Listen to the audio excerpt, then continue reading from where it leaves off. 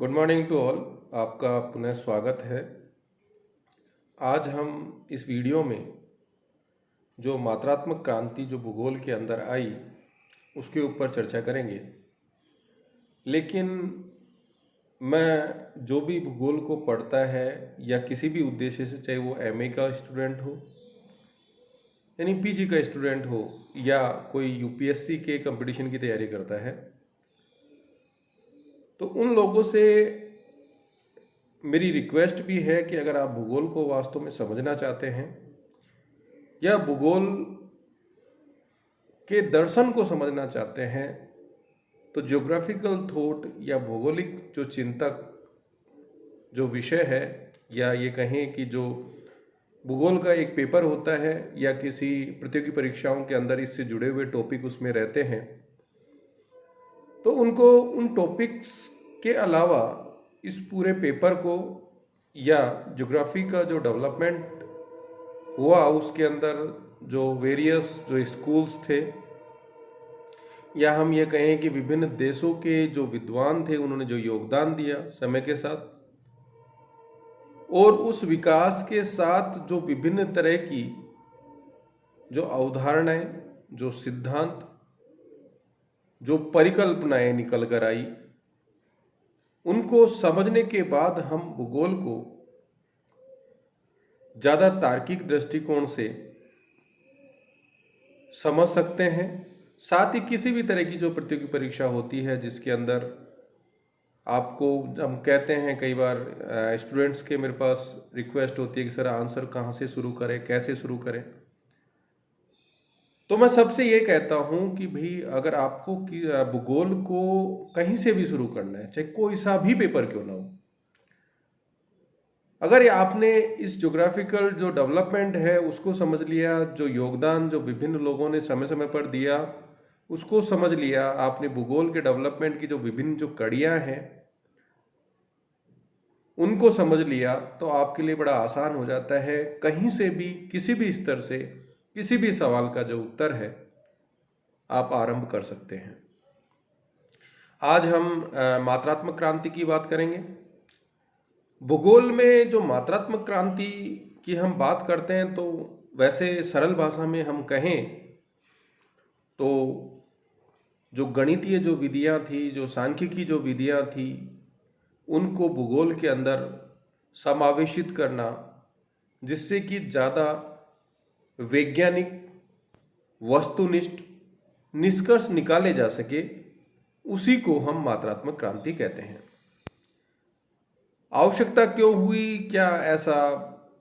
हम कहते हैं कि भाई 1950 से मात्रात्मक क्रांति का आरंभ हुआ, लेकिन ये कहना, यह एक डेडलाइन खींचना भूगोल के साथ न्याय नहीं होगा, क्योंकि भूगोल में विकास के साथ साथ विभिन्न गणितीय जो विधियां हैं उनका आगमन हो चुका था। चाहे इंडस्ट्रियल लोकलाइजेशन की हम बात करें, वो उससे पूर्व में हो चुका था। वॉन थुनेन की हम बात करें, वॉन थुनेन ने 1826 के अंदर उन चीज़ों को रख दिया था। या भूगोल के अंदर जो विद्वानों ने पृथ्वी के घूर्णन का अध्ययन करना, या पृथ्वी या सूर्य के बीच की दूरी का अनुमान लगाना, या अक्षांश रेखाओं का या देशांतर रेखाओं के संदर्भ में जो विचार दिए उनको देखें, तो ये सब चीज़ें कहीं न कहीं इसके अंदर भूगोल में जो मैथमेटिकल जो चीज़ें थी, जो गणितीय जो विधियां थी, जो जियोमेट्री थी, उसका समावेश बहुत पूर्व में हो चुका था। लेकिन एक विषय के अंदर स्पेशलाइज्ड वे के अंदर उसको समावेशित करने का जो काम था, वो 1950 के बाद ज़्यादा देखने को मिला। यहाँ अनुभविक अध्ययन की बात, एम्पेरिकल स्टडी की बात यहाँ भी की जाती है, जबकि इसके पूर्व के अंदर जो प्रत्यक्षवाद या पॉजिटिविज्म की बात करते हैं, जब हम अगस्त काम्टे की बात करते हैं, वहाँ भी उस अनुभविक अध्ययन की बात की जाती है। लेकिन उन अनुभविक अध्ययनों से प्राप्त तथ्यों, आंकड़ों, सूचनाओं का जब विश्लेषण विभिन्न गणितीय या रेखीय या ज्यामितीय विधियों के द्वारा किया जाता है, तब उसको एक मात्रात्मक स्वरूप मिलना आरंभ हो जाता है। मात्रात्मक क्रांति ने जो भूगोल का जो विकास था वो उस स्थिति में आया जब भूगोल को एक विषय के रूप में स्वीकार करने की भी समस्याएं आई, और ऐसा हुआ भी अमेरिका के अंदर। हार्वर्ड यूनिवर्सिटी के अंदर भूगोल विषय को केवल इस आधार पर मना कर दिया कि इसका कोई वैज्ञानिक स्वरूप नहीं है, तथ्यों के तार्किक विश्लेषण संभव नहीं है, निष्कर्ष जो निकाल रहे हैं उनकी सार्वभौमिक स्वीकृति नहीं है, यूनिवर्सली एक्सेप्टेंस नहीं है। तो ऐसी स्थिति के अंदर भूगोलवेत्ताओं के समक्ष ऐसी स्थिति आ गई कि भाई क्यों ना हम भूगोल को उस ओर लेके जाएं जिससे तार्किक वस्तुनिष्ठ इस विषय को बनाया जा सके। तो वो जो चीजें इस भूगोल के डेवलपमेंट के अंदर हुई, उसी ने इसको एक मात्रात्मक स्वरूप दिया, ज्यादा तार्किक बनाया। तो उन सब चीजों का अध्ययन इस मात्रात्मक क्रांति के आज के वीडियो के अंदर हम आप लोगों के साथ शेयर करेंगे। यहां हम जब देखें, जो पूर्व का जो स्वरूप था वो ज्यादा डेस्क्रिप्टिव था, उसको साइंटिफिक एनालिटिकल बनाना या परिवर्तित करना ही मात्रात्मक क्रांति था। वो करेंगे कैसे? जब हम उसके अंदर मैथमेटिकल, ज्योमेट्रिकल, जो साइंटिफिक जो टूल्स हैं उनका उपयोग करेंगे। भौगोलिक तत्वों के जो स्थानिक स्पेशियल जो डिस्ट्रीब्यूशन को ज़्यादा लॉजिकल बनाना, ऑब्जेक्टिव बनाना, जैसे मैंने पूर्व में कहा, ये इस मात्रात्मक क्रांति की जो उद्देश्य है उसके अंदर शामिल करते हैं। इसकी जो भाषा थी, जो साहित्यिक जो भाषा का जो स्वरूप दिया हुआ था, उसको ज़्यादा गणितीय भाषा का प्रयोग करना। अब ये 1950 से की बात करते हैं, लेकिन उससे पूर्व में जब हम कोपेन के वर्गीकरण की, जलवायु वर्गीकरण की बात करते हैं या थॉर्नथवेट के जलवायु वर्गीकरण की बात करते हैं, तो उन्होंने भी जो अल्फाबेट थे उनके द्वारा, मैथमेटिकल जो मेथड्स थे उनके द्वारा भूगोल के अंदर मात्रात्मक जो स्वरूप है उसको पूर्व में ही स्वीकार कर लिया था। स्थानिक व्यवस्था के लिए सुनिश्चित विश्वसनीय जानकारी देना। जानकारी होना पर्याप्त नहीं है, जानकारों की विश्वसनीयता कितनी है, उस विश्वसनीयता के आधार पर हम कितने तार्किक निष्कर्ष निकाल सकते हैं, उन आंकड़ों का स्वरूप किस तरह का है, क्या उसको हम मैथमेटिकल स्वरूप दे सकते हैं या नहीं दे सकते, ये ज़्यादा महत्वपूर्ण था। इसके लिए उन तथ्यों के लिए मॉडल्स का निर्माण करना, रूल्स को, नियमों का निर्माण करना, और जो हाइपोथेसिस जिसके आधार पे हम काम कर रहे हैं, क्या उसको हम एनालाइज कर सकते हैं, उसका निरीक्षण कर सकते हैं, क्या हम अनुमान लगा सकते हैं, भविष्यवाणी फोरकास्टिंग कर सकते हैं। आज हम जब मौसम की बात करते हैं तो हम विभिन्न सोर्सों से जो आंकड़े हैं उनको लेते हैं, उसके बाद उसका जो आपका जो GIS जो सिस्टम है, अब उसके अंदर वेरियस सोर्सेज ऑफ डेटा होते हैं, चाहे वो आप रिमोट सेंसिंग से ले रहे हैं या और आपका कोई और दूसरा जो स्वरूप हो सकता है डेटा लेने का, उसके बाद उसको एनालाइज करना, फिर उसको फोरकास्टिंग करना। इसके अंदर जो मैथमेटिक्स है उसका बड़ा उपयोग होता है। उसके बाद ही हम उस तरह के निष्कर्ष निकाल पाते हैं। जो रिसोर्सेज हैं उसका हम यूटिलाइज किस तरह करें, उससे मैक्सिमम बेनिफिट कैसे ले सकते हैं, यानी जो आर्थिक गतिविधियां होती हैं उनकी जो अनुकूल स्थिति की हम बात करते हैं, जैसा कि वेबर जब रिलेटिव ट्रांसपोर्टेशन कॉस्ट की बात करता है, जब वो एग्लोमरेशन की बात करता है, जब वो लेबर के संदर्भ में आइसोडोपिन की कॉन्सेप्ट देता है, इसी तरह एग्रीकल्चर के लोकलाइजेशन की बात करें जिससे बेनिफिट मिल सके, वेबर उसी तरह की चीज़ों की बात करता है कि किस तरह से हम हमारा इकोनॉमिक जो रेंट होता है, आर्थिक जो लगान होता है, उसको कैसे मैक्सिमाइज कर सकते हैं। उन चीज़ों का यहाँ पर ध्यान रखा जाता है। तो इस तरह की जो चीज़ें थी आपके भूगोल के अंदर जब आना शुरू हुई,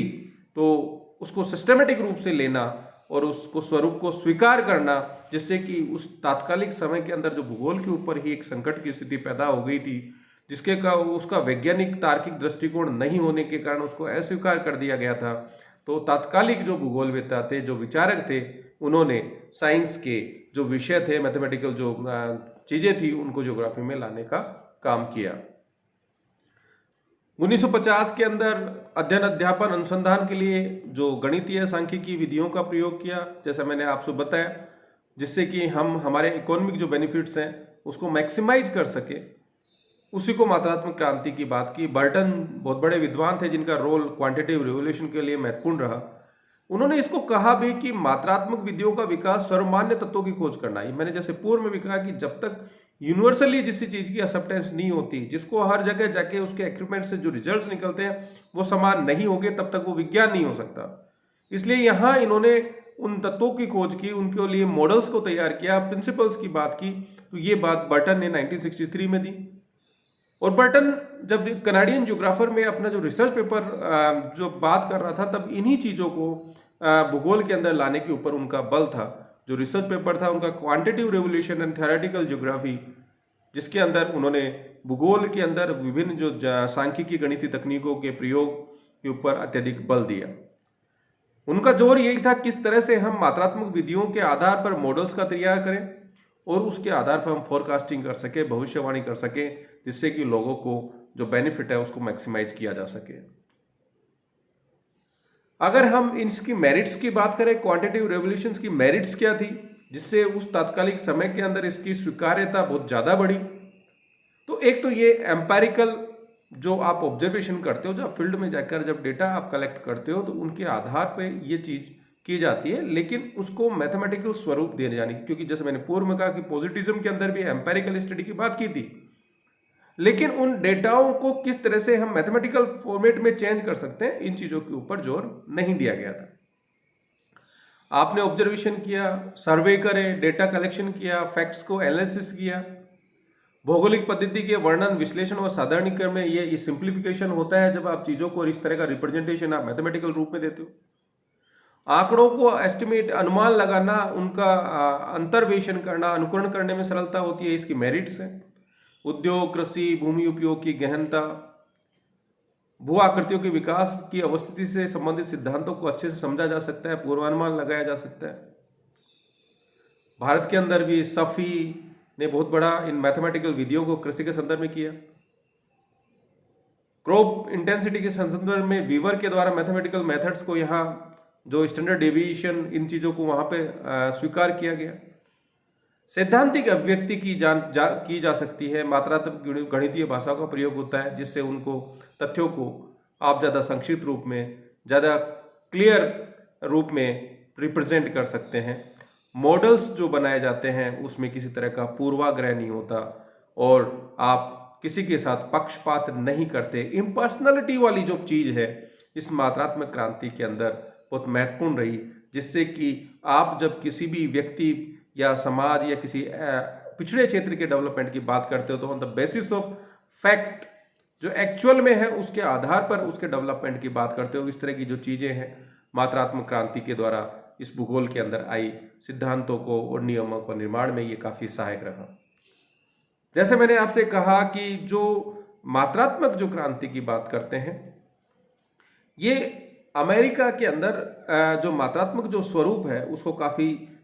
बल मिला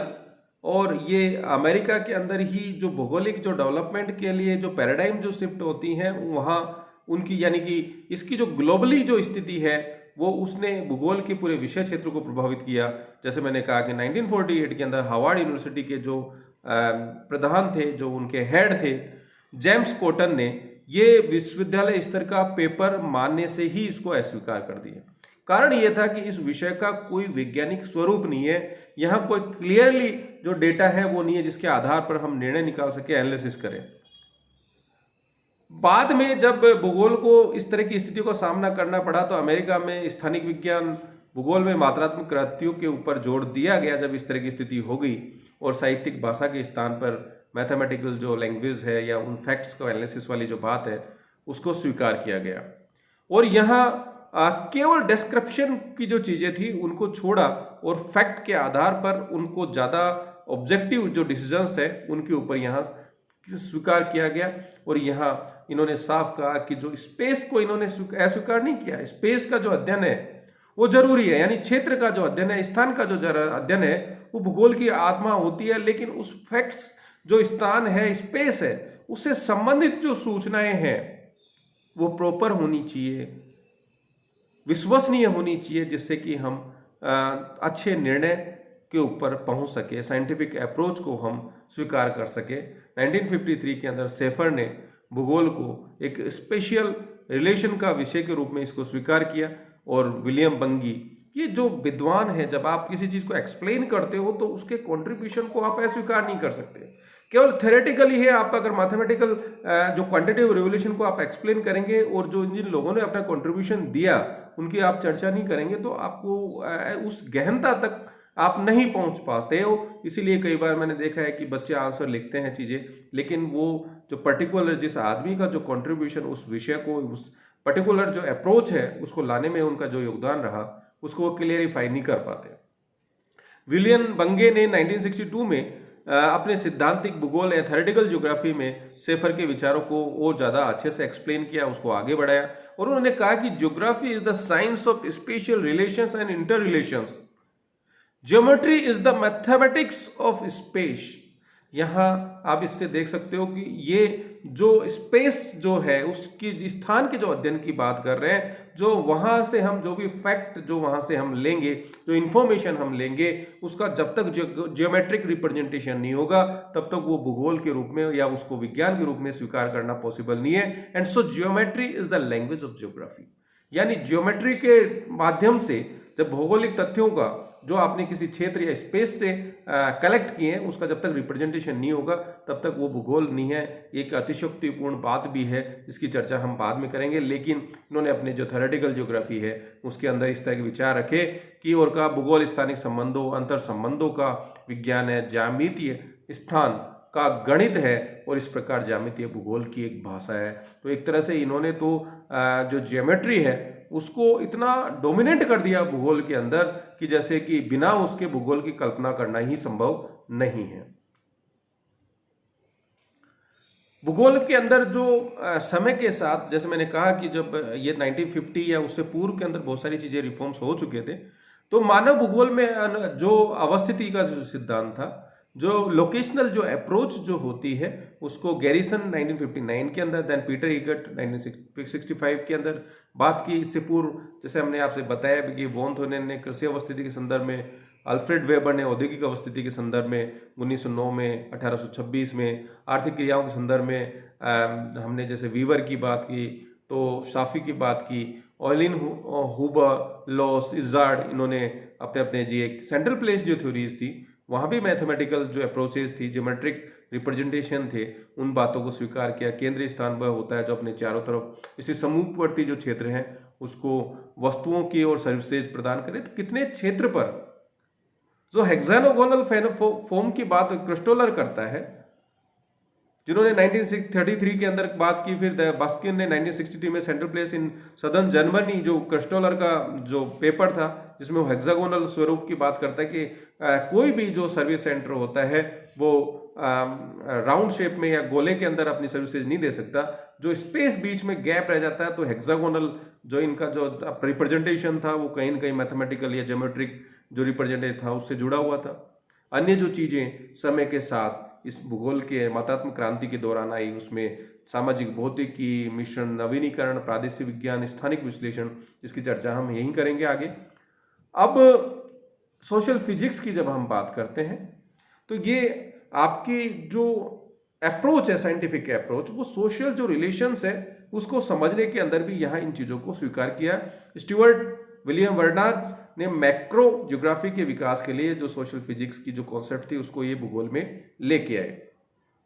और उन्होंने कहा कि स्टुअर्ट ने न्यूटन के गुरुत्वाकर्षण सिद्धांत के अनुरूप ये कहा कि दो स्थानों के बीच अंतःक्रिया उनकी जनसंख्या के गुणनफल के सीधे अनुपात, डायरेक्टली प्रोपोर्शनल होती है उनके बीच की दूरी के। यानी अगर दूरी कम होगी तो उसके अंदर जो इंटरेक्शन होगा वो ज्यादा होगा, जबकि दूरी ज्यादा होगी तो वो उसमें इंटरेक्शन जो होगा वो कम होगा। तो इस तरह की जो बात है इन्होंने या सोशल फिजिक्स के द्वारा या एक्सप्लेन करने की बात की। जिम्फ, जिन्होंने 1949 के अंदर जो सामाजिक भौतिकी के क्षेत्र में काफी महत्वपूर्ण योगदान दिया, उन्होंने बताया कि कोई भी दो स्थान भौगोलिक, आर्थिक, सामाजिक दृष्टि से एक जैसे नहीं होते हैं, उनमें सिमिलरिटीज नहीं होती हैं, एक दूसरे पर डिपेंडेंट हो सकते हैं, उनके बीच आदान प्रदान होता है और यह आदान प्रदान किस स्तर तक होगा, कितनी मात्रा में होगा, ये तय करेगा कि वो लंबाई यानी दूरी और जो इंटेंसिटी है वो उसके आधार पे होगा। इसी को उन्होंने जिम्फ का प्रिंसिपल ऑफ लीस्ट एफर्ट का जो प्रिंसिपल जो दिया जिम्प ने, वो इसी आधार पे दिया। आपसे विभिन्न परीक्षा में पूछा भी जाता है कि प्रिंसिपल ऑफ लीस्ट एफर्ट किसने दिया, तो जिम्प ने दिया। इसके सिद्धांत का आधार बनाते हुए दूरी का घर्षण या फ्रैक्शन ऑफ डिस्टेंस, अर्थात एक स्थान का आकर्षण दूसरे स्थान की ओर किसी भी स्थानांतरण दूरी के साथ घटता है, और दो स्थान जितने एक दूसरे से दूर होंगे उनके बीच में जो इंटरेक्शन जो है, अंतर क्रिया जो है, वो उतनी ही कम होगी। तो ये सोशल जो फिजिक्स की जो बात है वो भी स्टुअर्ट, वर्नल, जिम्प, इन्होंने इसके मात्रात्मक क्रांति के दौरान दी। विसरण नवीनीकरण या डिफ्यूजन ऑफ इनोवेशंस की बात है। स्थान और समय के संदर्भ में जो गुड्स हैं, जो वस्तुएं हैं, उनका जो वितरण देखने को मिलता है, उसके ऊपर बात की। इस तरह की बात रेडजेल ने बहुत पहले भी की थी, लेकिन इसको मैथमेटिकल जो रूप देने का काम जो किया, जिसको हम कहते हैं कि उसको श्रेय जाता है, तो वो लुंड जो यूनिवर्सिटी थे उसके हैगरस्टैंड का जो रोल है मात्रात्मक क्रांति के अंदर, वह अविस्मरणीय है। हैगरस्टैंड ने रुचि नवान्वेष प्रक्रिया, प्रोसेस ऑफ इनोवेशन में जागृत बनी और एक सामान्य स्टोकेस्टिक मॉडल को जन्म देकर विश्लेषण प्रक्रिया को समझाया। ये गणितीय संभावना या प्रोबेबिलिटी पे आधारित ये प्रिंसिपल है। रीजनल साइंस की हम बात करें तो अमेरिका में जब मानव भूगोल में सैद्धांतिक क्रांति के परिणाम स्वरूप ही ये जो रीजनल जो अप्रोच है वो निकल के आई, और ये कहीं न कहीं जो इकोनॉमिक्स, ज्योग्राफी और प्लानिंग को इंटीग्रेट करने का काम जो रीजनल जो साइंस होती है वो करती है, और इसका संबंध जो प्रादेशिक अर्थशास्त्र एवं समस्याओं के सैद्धांतिक एवं मात्रात्मक जो विश्लेषण है उसमें सहायक है।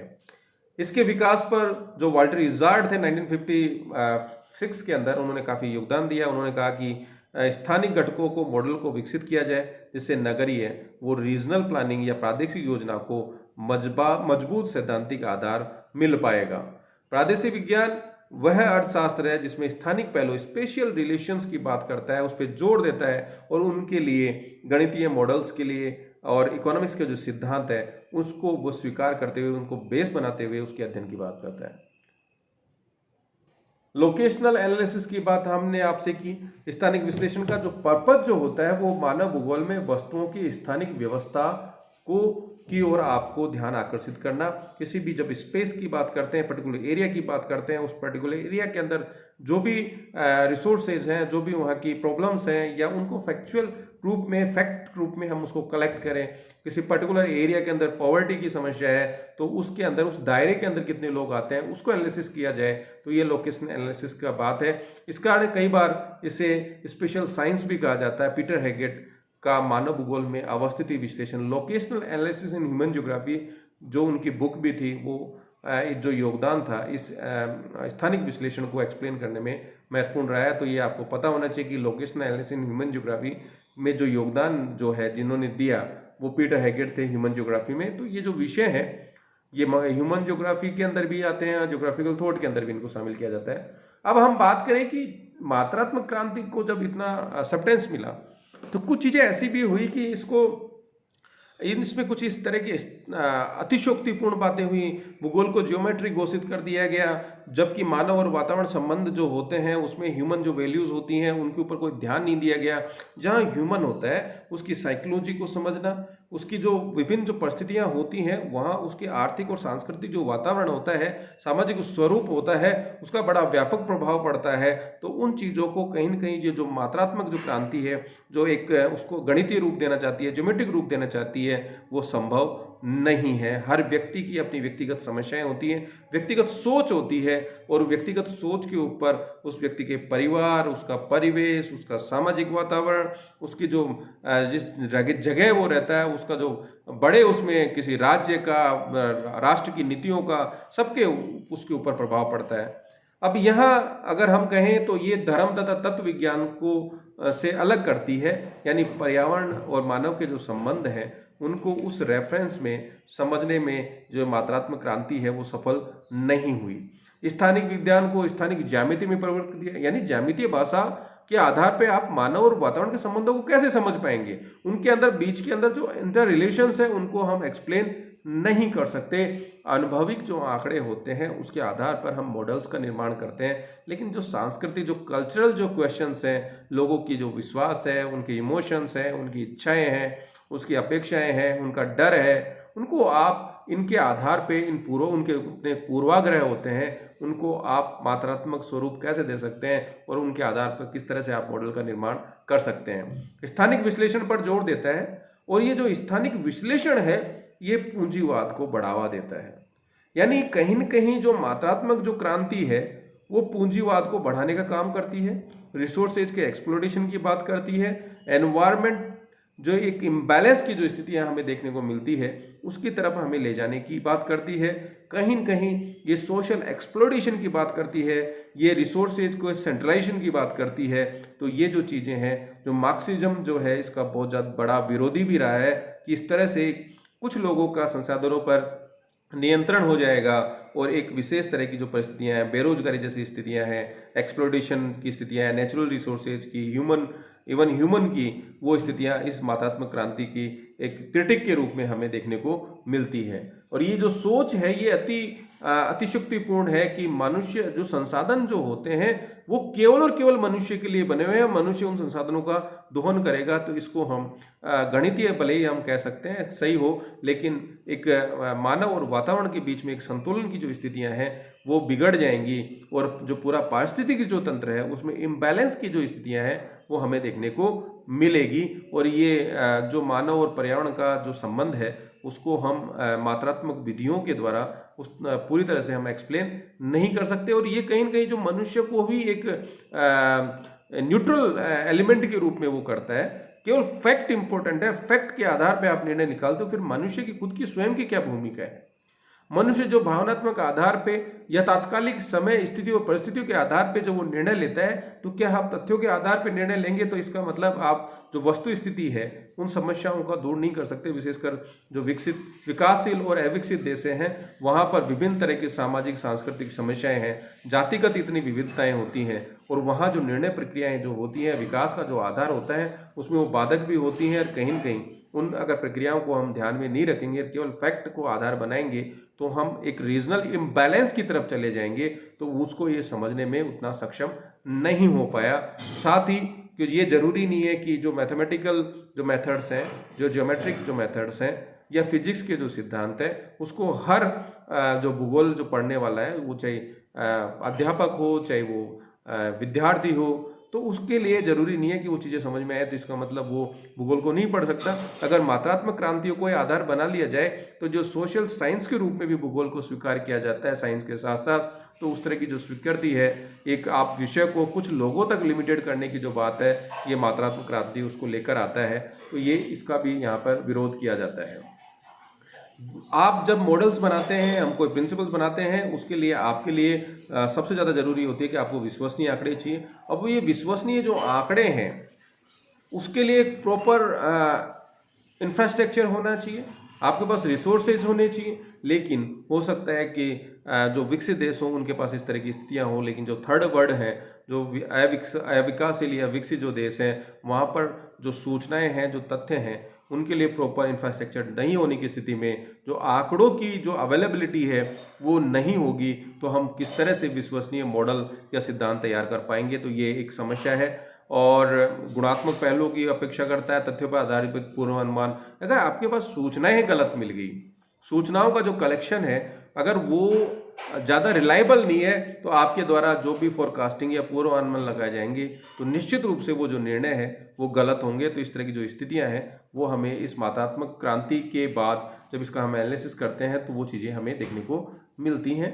अब इसके बाद जो रिएक्शंस, जो विभिन्न ज्योग्राफर्स कुछ ऐसे भी थे जो शुरू के अंदर इस मात्रात्मक क्रांति के बड़े समर्थक रहे, चाहे वो पीटर हैगेट और रिचर्ड शॉर्डले और डेविड हार्वे की हम बात करें, लेकिन 1970 में पहुंचते पहुंचते इन्होंने इस बात को स्वीकार किया कि केवल और केवल ज्योमेट्रिक या मैथमेटिकल या केवल भूगोल को विज्ञान बनाकर हम समस्याओं का समाधान नहीं कर सकते। और डेविड हार्वे ने तो ये भी कहा कि इसकी जो उपयोगिता है, इसकी जो उपयोगिता है वो समाप्त हो गई। हमें मानव और वातावरण के जो संबंध है उसको उस तरह से समझने की बजाय उन संबंधों के लिए आपको सेंसिटिव होना पड़ेगा। और जब आप सेंसिटिव होते हो तो भावनाओं के आधार पर भी बहुत सारे जो निर्णय होते हैं समस्याओं के समाधान के संदर्भ में लिए जाते हैं। डडले स्टाम्प मात्रात्मक क्रांति के बड़े विरोधी रहे। स्टाम्प ने तो यह तक कह दिया, सिविल वार की इसको संज्ञा दे दी कि इसने एक ऐसी स्थिति पैदा कर दी जिसके अंदर एक कैपिटलिज्म वाली जो अप्रोच है इतनी डेवलप होगी कि एक्सप्लोइटेशन जैसी स्थितियां, एक देश और प्रदेश के अंदर एक रीजनल इम्बैलेंस की स्थिति इस मात्रात्मक क्रांति ने ला दी। तो इन्होंने इसको एक सिविल वार की संज्ञा दी और ये तक कहा गया it's golden calf is the computer, यानी जो कंप्यूटर है उसने इस माता क्रांति को और ज्यादा प्रबल दिया तथ्यों के एनालिसिस के संदर्भ में। तो ये एक सुनहरा बछड़ा है जो इस मात्रात्मक क्रांति को और ज्यादा सपोर्ट करने की बात करता है, बेरोजगारी को बढ़ाने की बात करता है। और यहाँ जो भी आप तथ्य इसके अंदर डालोगे उसके आधार पे ये आपको रिजल्ट ला के दे सकता है। लेकिन विभिन्न क्षेत्रों की जो परिस्थितियाँ होती हैं वो अलग अलग होती है, वहाँ का भौगोलिक स्थिति, आर्थिक स्थिति, सामाजिक स्थितियाँ अलग अलग होती हैं, तो उनको ये स्वीकार नहीं करता। तो उस स्थिति में सभी समस्याओं का समाधान इस मात्रात्मक क्रांति के द्वारा हो पाए ये संभव नहीं है। धन्यवाद।